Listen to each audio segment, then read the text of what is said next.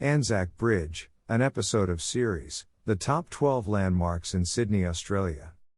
Anzac Bridge, spanning Johnstons Bay at Glebe, is one of Sydney's most recognisable landmarks, together with its commemorative digger statue.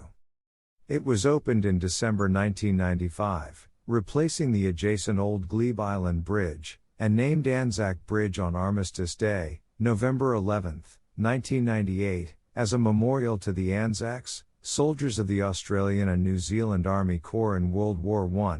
Anzac Bridge has a main span of 345 meters and a total length of more than 800 meters.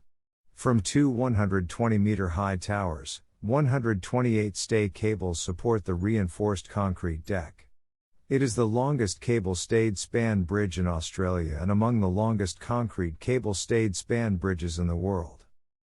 The bridge is a key link between the Sydney city centre and the suburbs to the west.